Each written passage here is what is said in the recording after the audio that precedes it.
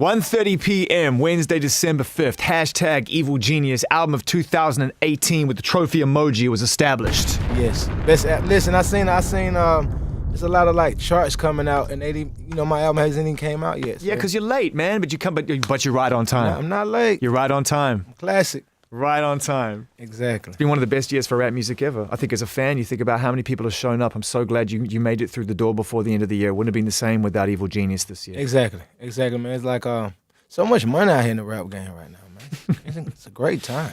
What are some of your favorite releases this year? Some of the people who you think really stepped up? Lil Baby, Gunna, Travis, Unreal, Meek. Oof. What's your favorite cut on the Meek record? Do you have one yet? I like the song with him and Lil Baby. Yep. That's hard in the intro. Yep. Going Bad with Drake. Love that one.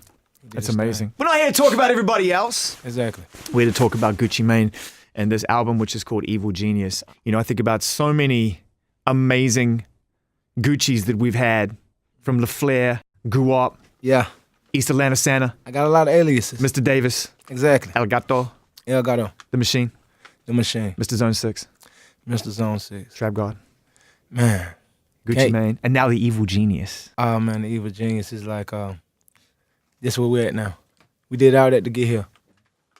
I feel like the Evil Genius is like, it's crazy. Like, imagine just being, a hustler. Then you start like, okay, I'm going to be a rapper. I'm going to make money like this. It's like my end game. I did all that to get here. Wow. The Evil Genius. So it's the end of the beginning? Not the end of the beginning, but just like different level.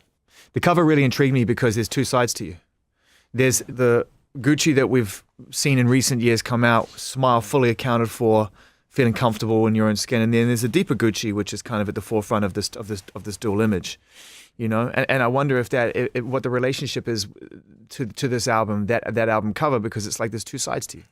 I was just thinking about that when I was going through like the title. The titles on the track list, and I was like, I got a song called Bipolar. I got a song called Lord. I got a song called On God. I got a song called By Myself. Then I look at the cover. So it's like no coincidence that the cover kind of reflect some of the song titles. And thematically, you're having more conversations with yourself on this album than perhaps with the audience or with other artists or with other things? I think this time, this album is like the first time I kind of like had more fun making the records, like with the intentions of, just went in there in the studio and just had fun, and this is what came out. But before, I was kind of like going and expressing myself, talking through the mic, like me, everybody looking at Waptober had a lot on my chest. This album, it was like, it's find the best beat, make the best song, put it out. Is that why it took a minute to come out? And by the way, by a minute, I mean still faster than almost any other artist, but it's been a quiet 2018 for you in comparison to previous years. It's my first album of the year. That's right. It's my only album of the year. Yeah. And I did that on purpose. I was like, I just want to take my time and chill. I really wanted to just, I didn't want to just be in the studio with a deadline. Like I got to make an album, it got to come out this time. But I can't imagine anyone really, because you've been running your own business, 1017, the whole thing now for a long time. You run the deadline. I always run the deadline, but it's always like, I always want to be productive, and I feel like I'm productive when I'm prolific. Like, man, I can do 4 albums. It's easy. So it's like I'm going to try a different strategy. I'm going to try to get with my producers and make the best songs with them. I still was recording a lot of music, but it was like, when I put it out, I want to make the best song, put out the best songs I did with Metro and the best songs I did with Southside, the best songs I did with, Spiffy Global or DY Crazy. I want it just to be classic. I want people like, damn, Gucci, this album right here is something special about it. Especially after 12 albums and 70 plus mixtapes. Exactly, you got to make it different, man. If you're going to continue to make music, then you have to be striving to make that ultimate record every time. Exactly. Otherwise, you're chipping away at the legacy that you've worked so hard at. Oh, you got to just be creative and have fun. Like, with this album, I tried to, I worked with so many different people I never recorded on the album. Like, never did a song with, I never had Bruno on my album. I never had Kevin Gates on my album. And a young guest list as well. Take a look at the artists involved, NBA man. young boy. It's like the last 2 years of rap. Exactly. So it's exciting. It's like you get to hear me with all these artists that I think dope. You know what I'm saying? It's like the first time me collaborating with, a lot of dope artists for the first time. And I feel like that's historic in itself. Well, I wonder whether or not you feel to some degree putting a guest list like that, and I'm talking about, it's already out there, but the kind of people who are involved in this record, you talked about Kodak, Skies, Boat, YBNBA, 21 Savage and such. whether or not you sort of are comfortable and feel good about being somewhat of a statesman in this game now, having been around for longer than these kids, and that's a nice position for you to be in. I'm just proud. I'm still around and still making music, and people still want to hear it. People still want to see me perform. You know, it's just, man, to do something like this and get paid for it, all this money, you know, and the kids want to work with you. It's a great job. You got to be grateful for it. It's not hard. It's an easy thing to do. I mean, everybody's on the album because they impressed you, or they wouldn't have made the cut. I thought that was dope. Yeah. Like, even Skies, like, you know, I thought Skies was dope. Let's try, you know, let's make some songs. Who really blew you away, though? I always wanted to do a song with, like, Bruno. So the song we did with Bruno came out, like, dope. So, you know, and then when I did the video, he directed the whole video. He's so ridiculously talented. So to be honest, it's like, that blew me away, that surprised me. Was like, you know, you never see nobody create the song, then come and do the video, the artist. The biggest trick Bruno's played on everybody is that he's just an entertainer or just a musician, or he's a complete all-rounder. The man direct the video, man, like, seriously. Not just pointing the fingers, like, seriously, this how it go, you know. Have you directed any of your videos? I can't remember. I do a lot of pointing fingers, but I'm not the director. Would you? I'm the executive producer. You're 30,000 feet in the air. I just like put the money behind it. So you took your time, 2018, the one and only Gucci Mane album right here, unless you have a surprise for us at Christmas, but I'd imagine you want to let this one breathe. Yeah, I'm going to let this one, this is a classic. You do traditionally give us something at Christmas, though, I should point that out. I usually do, but this year I think I just want the Evil Genius to ride out. It's time for East Atlanta Santa to put his feet up for a year. Kick back, man. Life's good. Life is good. You got married. Any coincidence? You took your time making this album, fresh into new marriage? Not exactly, because as soon as I got married and dropped my album, Mr. Davis, 2 months later I dropped Delgado. So I didn't even waste no time. But then I took, you know, this time to make this album. So I can't even say that. How is marriage? Marriage is great. Life is good, man. Business is booming. What is the fundamental guiding principle upon which your wife leads you now you're married? What are you learning from that experience? What's amazing about her? I feel like, you know, she's just an amazing woman, just inside and out. But, like, I feel like she's special because she's a great businesswoman. It's like I learned a lot from her. She just got this disposition and temperament that if you be around her, it's just kind of contagious. And I feel like it affected me a lot for the better. Does she make you calmer? She's definitely calm and just rational and, you know, strategic. So we kind of gel good together. Kids soon, at some point? No. Not in any hurry? Just make the money. 17 songs on Evil Genius just for starters. 17 plus one. Plus one. I got a bonus track because I put the song with Pump on there, Kept Back. How many songs didn't make it that you recorded this year? Estimate. Honestly, I wanted to do a double disc. I don't even know what a double album is in the streaming age. Can't you just put 35 songs out on a playlist? I wanted to do Evil Genius and I wanted to do a whole nother CD of songs. Right. Not these 18 songs, and you say CD in relation to it being kind of a different creative experience. I said CD, ain't no CDs really no more. Damn. Oh no, I double love it. disc. What you mean a double disc? I don't know. God, what you talking about is a different title and different artwork. That's all you. But you know, a couple people on my I still be want to print up physical copies. Sure. Cause I still got fans in like places in the South 100% that love physical copies, and I still be like want to burn CDs and play it in my car. You know, even though like some of my cars don't have a CD player. But the cars that do, man, I want to burn a CD straight from the studio and play it in the car. It's much easier, man, than riding on your phone and just hitting the CD. And every time you ride, you listen to something and the phone come on. You know, it's aggravating, man. I'm of an age, I understand exactly where you're coming from. But what's really going through my mind is how many cars do you have to own where some have a CD player and some don't? It's up there. I got more cars than the days of the week. How do you even pick what car to drive? I always wondered that. Like, I have one car and I like that car, and then I think, like, would I want another car? And the answer is yes, but I wouldn't know how to pick between the two. When you have 20... Any minute, mind more.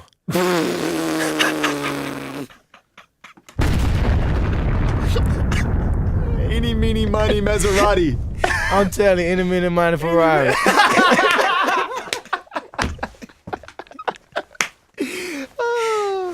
Migos on multiples. Once again, what a great relationship you guys have creatively. I'm sure that's a byproduct of your friendship. You can't have that chemistry without it. Love the Migos. Yeah, man. I mean, unbelievable, right? One of the greatest groups of all time in the world of music. 100%. Period on every level. Tell us a 100%. funny story or a story that we don't know about the Migos and you.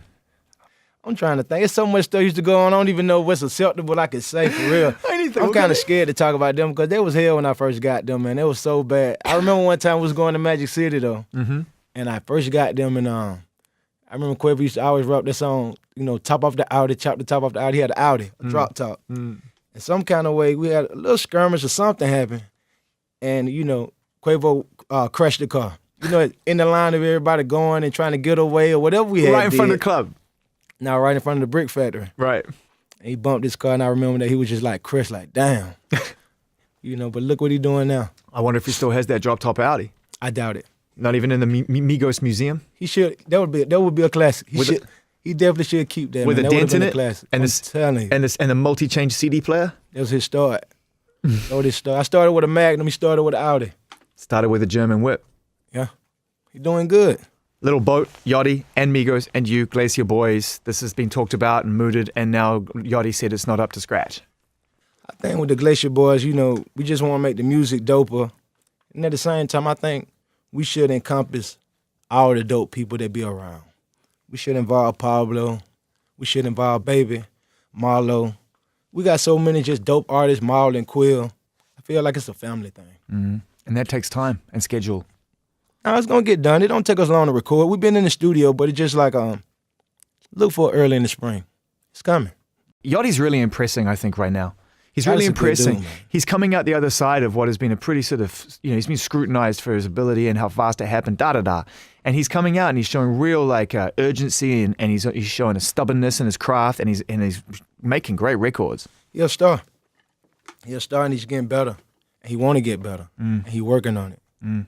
The fact he came out and he said he didn't think that it was ready because the music wasn't up to the level you guys thought it should be, or it wasn't just quite in the shape you wanted it to be. I just thought that took honesty as good. And then the thing about it is like when he said that, it was honest. Because then he hit me like, let's get back in the studio and let's make more music. So everybody ready to work. Everyone's ready to work. It's just like everybody got projects. The Migos had all their projects. Boat had dropped the project. Lil Baby had dropped his project. I'm working on my album. Yeah. We'll come back together. Evil Genius is the album. You already know. That's why Gucci Mane is in the studio. We're meeting for the first time after multiple FaceTime video exchanges. I feel like we know each other. It's been nice, man. I have to say. Seriously. No, it's been really good. I always enjoy it, And we met in New York as well, up at the label office, and we kicked it for 3 minutes. Hatched a plan to go to Hawaii. Didn't quite work out, but you came out here to LA. We appreciate it. That would have been dope. That would have been dope if I could have came to Hawaii. Well, let's do that next time. I would love to. Let's climb a mountain. I'm with it. I always wanted to do that. Yeah, well, that's why we talked about it, right? I think we just kicked around the idea of, I think we were just trying to hustle an interview into something that we just wanted to do. I would love to do that. We should do more of that. We should just pretend that we're working so we can go and do things that we don't have to do. Wait a minute, that's your life. Exactly, but listen, y'all got the budget around here. All this money. Nice, pretty building. It's a nice studio, huh? Exactly. This is a nice studio. Man. But you said there's a lot of money in rap right now. Huge. I'm telling you, dump truck right now. You've been talking about money for a long time. If anyone has been manifesting destiny for better or for worse in your music, it's you. Yes. You've told stories ahead of time and things tend to happen once you put them out there.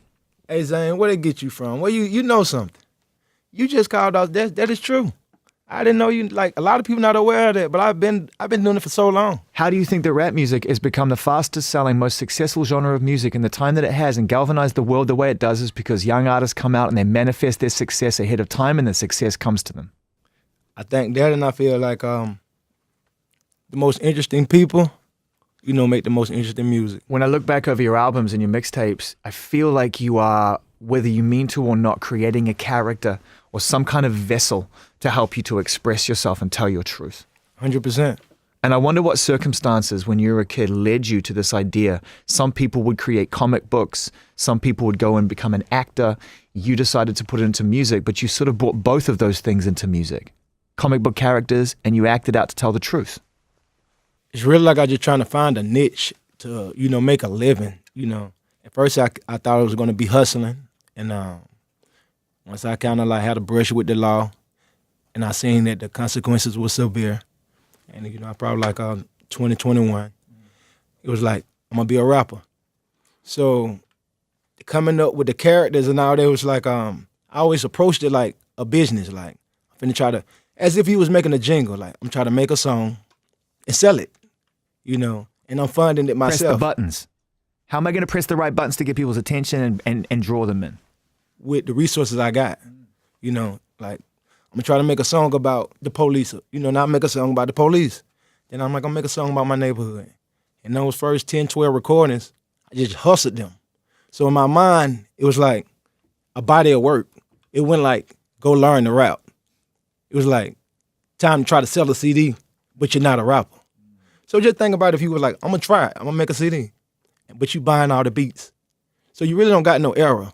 So that's why that was my approach, and I like stayed that same way through my whole career. You have to have such a strong imagination to have come up with so many really compelling Gucci's. I was talking to TM88 before. I was saying, who's your favorite Gucci, And we were going through the list. And, it's because every single one of them has their role and each album really categorized it. How important, even before 2021, let's even go back to 6, 7, 8 years old, how important was imagination to you? Imagination's been important, but I don't think I really expressed my imagination until I started rapping. So, and I used to think about that all the time. Like Zane, he used to make the beats, and he learned how to make it in the church. So I felt like he draw from me like spiritual in the church. I always say his hands was blessed when he played the keys. And then there'd be other people who make beats like they dad, they'll be musicians, like Drummer Boy. And they'd be like classically trained or went to school. And then I have other friends, they'll make beats, and they was in the band. But when it's time for me to come in the studio, I really don't know nothing, no interest. Everybody kind of got like a talent but me. I felt like for music. So I would draw my stuff just from what I seen in the streets. I felt like that was my advantage. Even though we might come from the same side of town, I was seeing something different. I wasn't at the band. I was in the trap. So it provided me with endless stories. Junkies, hustlers, prostitutes, robbers, the usuals, my partners, my brother's friends, my daddy friends, it was just the truth.